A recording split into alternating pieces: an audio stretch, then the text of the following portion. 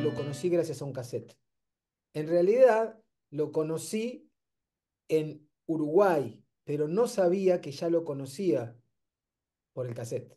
Es decir, lo que quiero explicar es esto. Cuando yo en el año 96, el fin de año 96, fui a Montevideo a presentar mi espectáculo por primera vez, sabiendo que el año siguiente iba a vivir en Uruguay, yo venía de Bolivia.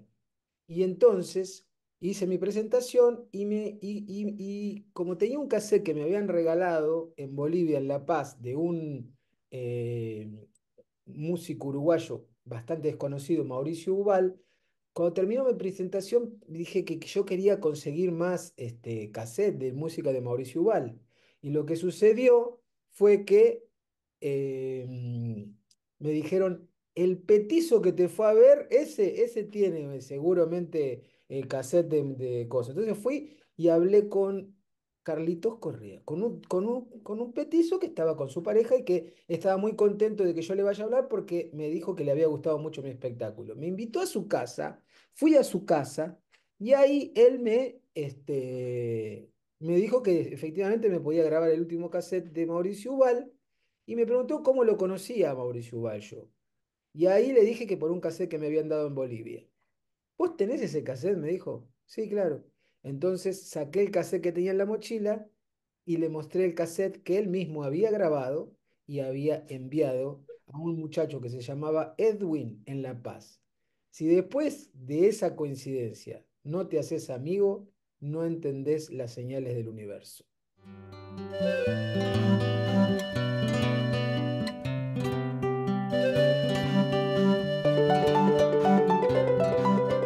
Ahora voy a presentar a Carlos Bonfil. Cuando yo me fui en mi viaje por Ecuador, hice una presentación, una serie de presentaciones en un teatro que se llamaba Mala Hierba, teatro emblemático que quedaba enfrente del Parque del Ejido, un lugar muy, muy bonito, un teatro pequeño de ese grupo emblemático de teatro de Ecuador. Yo no recuerdo bien cómo fue que yo seguía con las presentaciones y había una radio que en ese entonces era bien importante en Quito, que se llamaba la Radio La Luna. Entonces me dijeron que me podían hacer una entrevista para que yo divulgue las presentaciones que todavía me daban. Entonces yo llegué a una entrevista de un programa de música que resulta que no lo dirigía un ecuatoriano. Hablaba bien el castellano, pero era brasilero. Y me dijo un nombre inexplicable, o sea que yo traté de memorizar rápidamente porque el programa se llamaba Paralongolé algo así. Y la cuestión es que yo traté de nunca repetirlo por las dudas de quedar como un boludo, porque yo me hacía que realmente sabía hablar portugués. ¿Por qué? Porque hacía muy poquito, había pasado todo el año 98 en viviendo en Brasil. Y ahí me acuerdo que en una de las primeras entrevistas que hicimos, él me hizo elegir una música para que yo elija una música para cerrar el programa. Ahí hablamos y yo me acababa de enamorar de mi mujer. Entonces elegí un tema de Chico César. Después de poner la música en el programa para Langone Manero, de donde que yo estaba enamorado de una brasilera, después él tuvo que aguantarme a mí y a mi hija en su departamento de un ambiente. También. Durante 3 meses viví en San Pablo, en el departamento de su pareja, de Carlos, su pareja, mi hija, que era una bebé, que tenía 1 año, ¿no? Y vivimos juntos eso. Entonces, eh, esas son las cosas que uno le agradece a la vida, de que existan personas así, ¿no? Entonces, nada, son los dos grandes amigos. Nos vamos a emocionar así.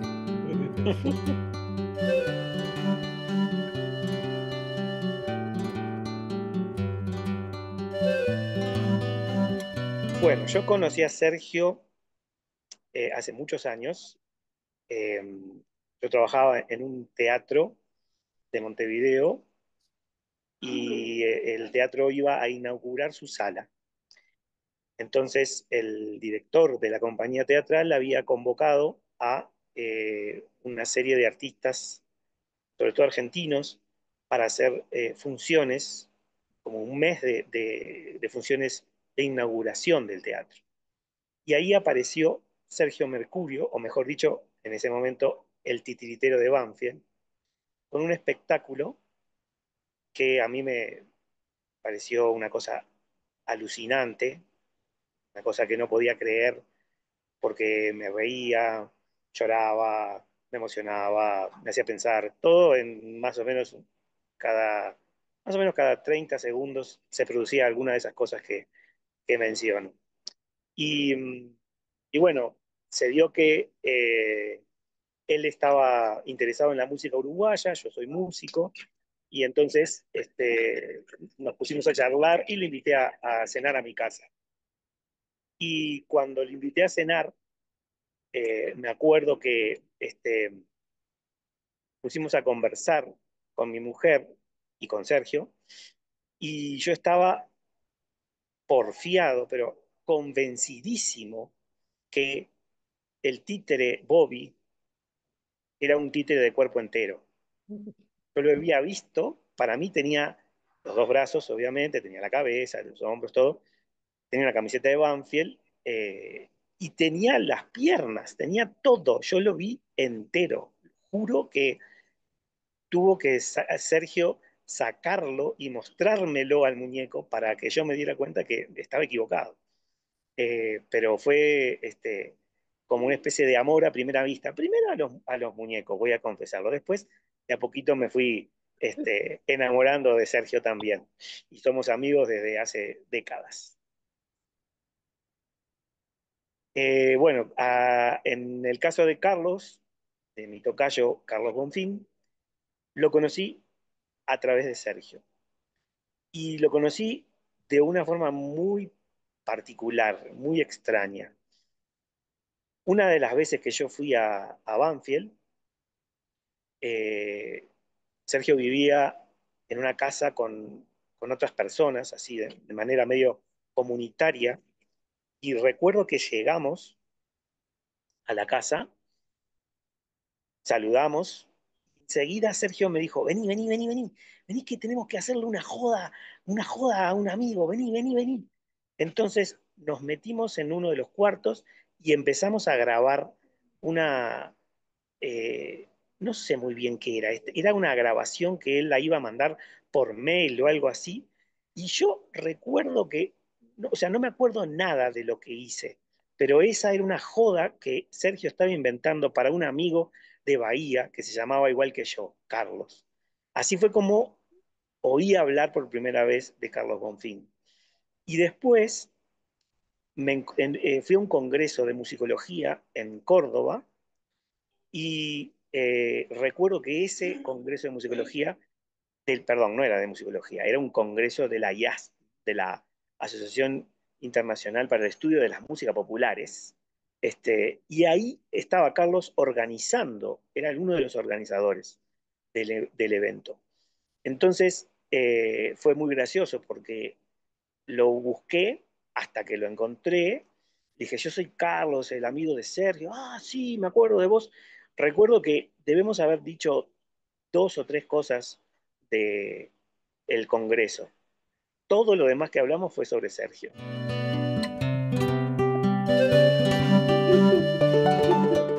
Faltó la parte final. Mal, por supuesto.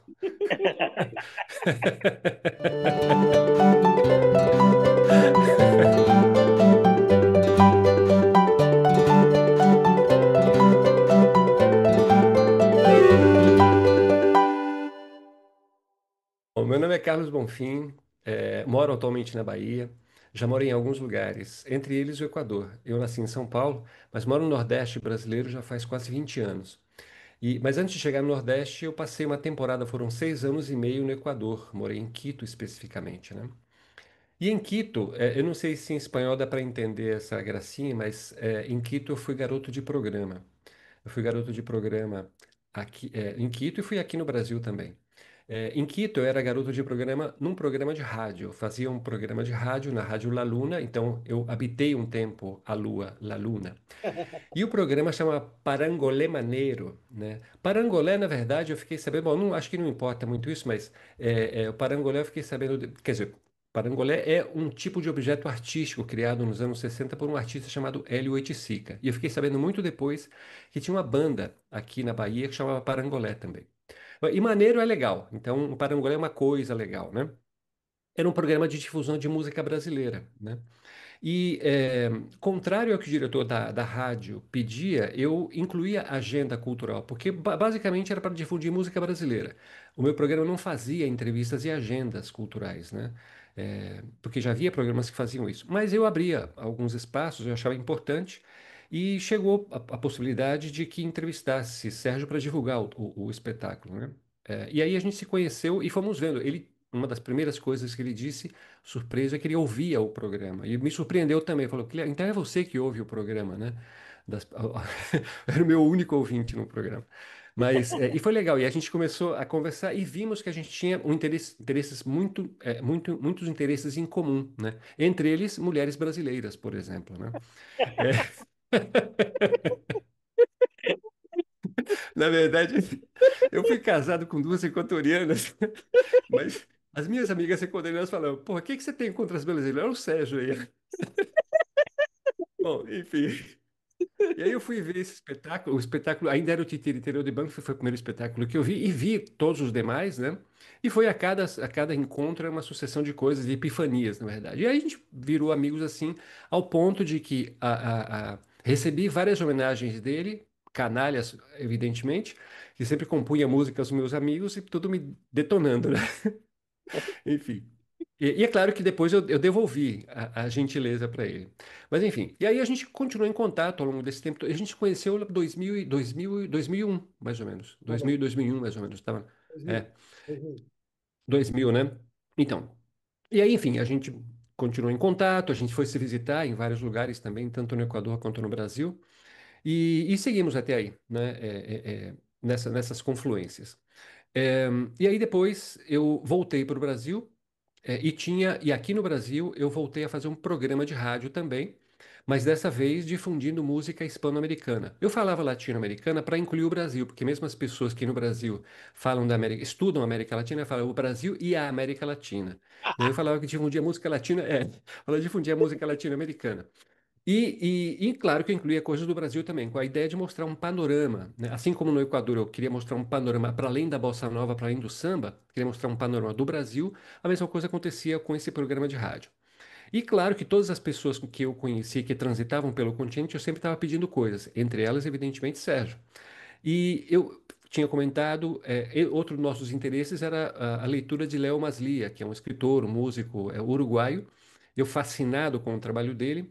E conversando com o Sérgio em algum momento, eu falei, mas eu estou procurando coisas dele, porque eu tinha cassete, fita cassete, gravadas por outras pessoas, então, gravações de gravações. Então, para resumir, conheci Carlos Correa, Carlitos Correa, através de um cassete. Por quê? Porque o Sérgio me colocou em contato e a gente foi trocando ideias. E o Carlitos, esse ser humano generoso que ele é, muito amavelmente me mandou. Eu não sei se trabalhava nessa época na gravadora Ayui Discos, ou tinha algum contato lá. Eu sei que ele me mandou as fitas do Léo Maslia, que eu tenho guardadas até hoje, aliás. E aí eu continuei colocando no programa. Isso foi remotamente, né?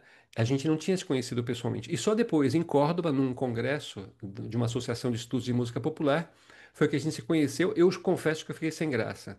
Porque ele chegou e falou, tudo bom, muito amoroso, assim. Eu falei, eu sou Carlitos. Eu estava tentando me lembrar, Carlitos?